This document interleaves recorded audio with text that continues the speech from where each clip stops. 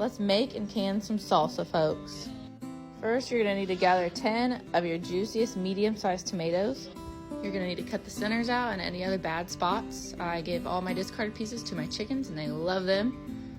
You're going to cut your tomatoes into fourths just to make blending easier. You're going to be filling up your blender several times with your 10 tomatoes. So you're going to need to get out a large pot that you can put your tomatoes in.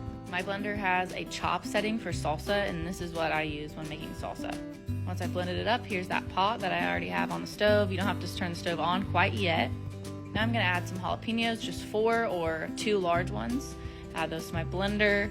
Some green peppers, fresh from my garden. 1 large bell pepper would also do the trick, but these are smaller since they're from my garden.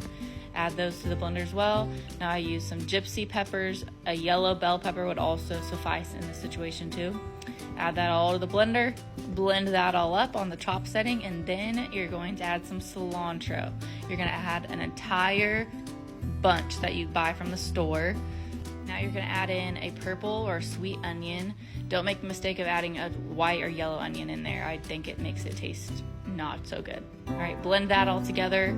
This will be my 3rd blender full of ingredients. Now that I've added everything into my pot on the stove, I'm gonna add a few more ingredients before starting to boil. I'm adding 1/4 cup of white vinegar, 1 tablespoon of cumin, 1 tablespoon of garlic powder, 1 tablespoon of oregano, and 4 tablespoons of lime juice.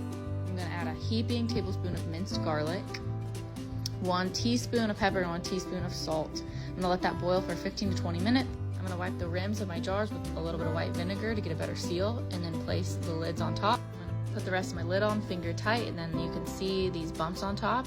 And a few hours later, you don't have bumps. That's because it's sealed. Enjoy your salsa.